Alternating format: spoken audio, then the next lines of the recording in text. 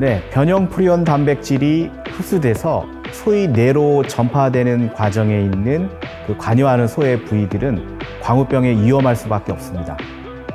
이번 시간에는 광우병을 유발하는 소의 특정 위험 부위에 대해서 알아보겠습니다. 한세현 박사님 부탁드립니다. 네, 앞서 저희는 소에서 어떤 부위가 광우병에 위험할까, 어떤 부위에 변형 프라이온이 많이 축적이 될까, 그래서 사람이 먹는 것을 피해야 할까, 이 부분에 대해서 알아봤습니다. 특히 중요한 것은 뇌, 신경, 척수 이런 부위에 많이 모인다는 걸 확인을 했는데요. 한때 우리 사회에 널리 알려졌던 단어가 있습니다.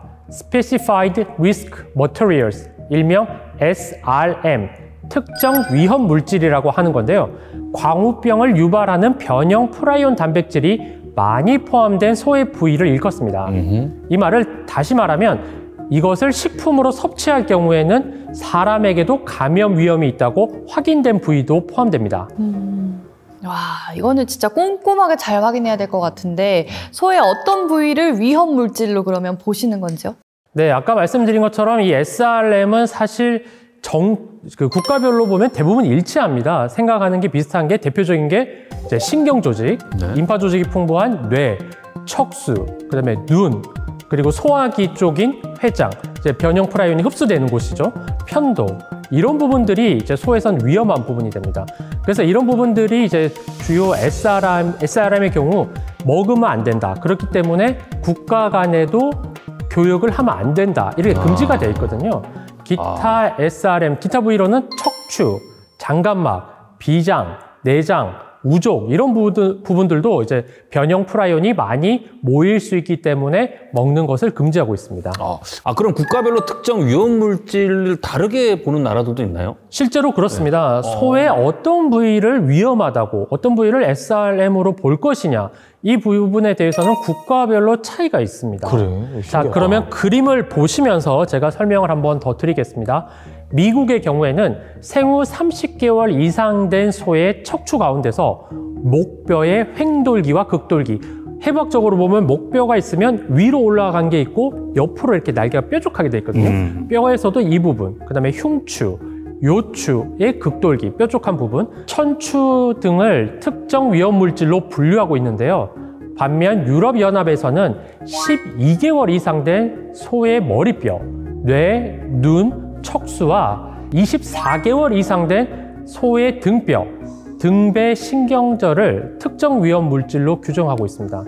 또 이 장이 길다 보니까 회장, 공장, 십이지장 이렇게 나누어지는데 회장뿐 아니라 십이지장, 심지어는 대장까지 붙어 있는 직장까지도 이 전체 장과 장갑막을 SRM으로 규정하고 있습니다. 그럼 미국이랑 유럽이랑 비교해 봤을 때 유럽이 조금 더 깐깐한 느낌이 있는데 그럼 이 차이는 또 왜 발생된 겁니까? 맞습니다. 실제로 유럽이 더 타이트하게, 조금 더 엄격하게 규정을 정하고 있는데요.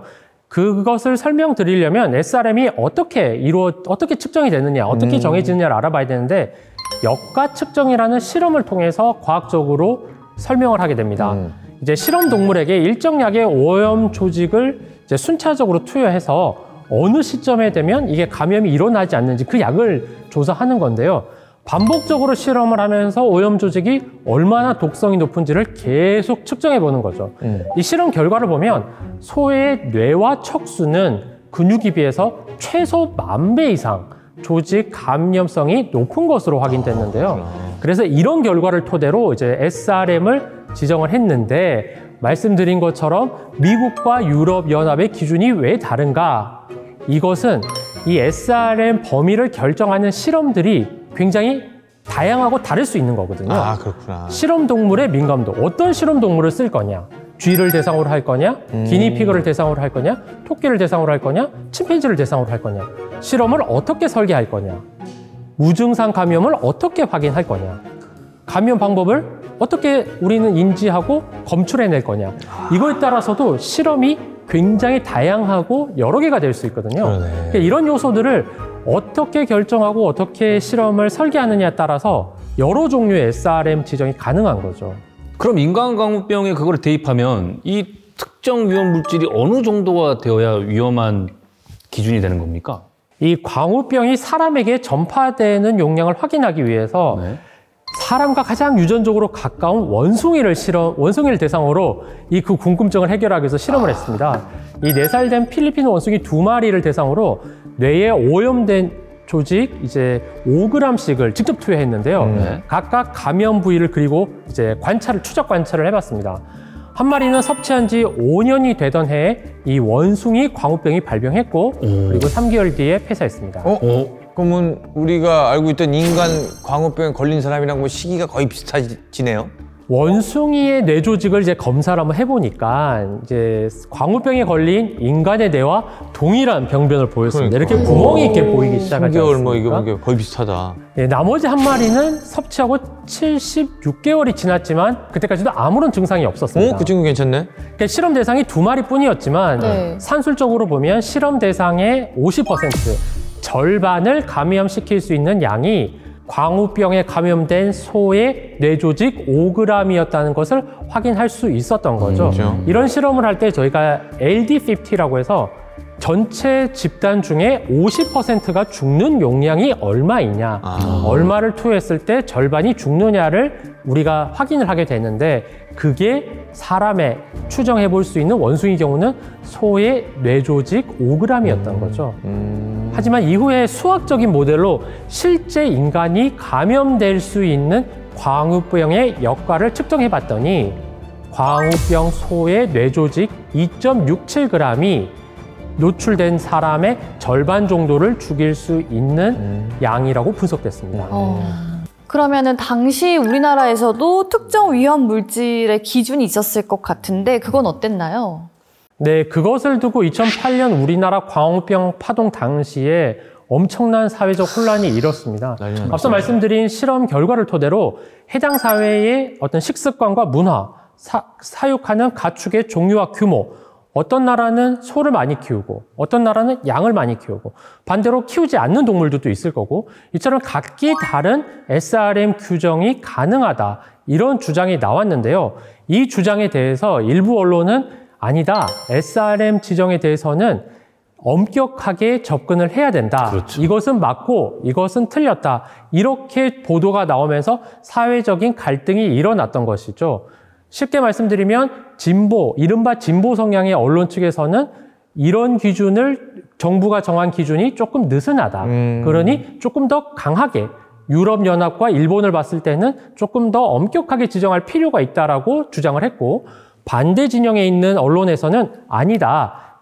각기 다른 SRM 규정이 가능하기 때문에 우리나라에 맞는 SRM 규정을 정했기 때문에 정부의 지침은 문제가 없다. 이렇게 양측이 싸우게 된 거죠. 그러다 보니 국민들은 어디가 맞는 거지에 대해서 혼란을 느꼈고 엄청난 사회적 갈등이 빚어진 겁니다. 구워 먹으면 된다 안 된다를 엄청 싸웠던 것 맞아요. 같아요. 그때 당시 아시는 분들이 우리 도축하고 이제 유통하는 분이 있었는데 그래도 어느 정도 굽는 거는 팔렸대. 그래도 안 팔린, 완전 다 안 팔리긴 했는데 그다음에 많이 먹었던 우리 뭐라고 하지? 우족 같은 거 있잖아요. 우리나라 옛날부터 뼈를 과서 먹는 그런 게 있는데 그런 게 싹 아예 팔리지 않아요. 우족 이런 게 하나도 그렇죠. 안 우리가 팔려요. 이제 곱창 같은 것도 먹다 보니 맞아. 우리의 런골. 식생활 문화를 봤을 때는 아니 장도 지정을 해야 되는 거 아니야? 위험한 맞아. 물질 아니야?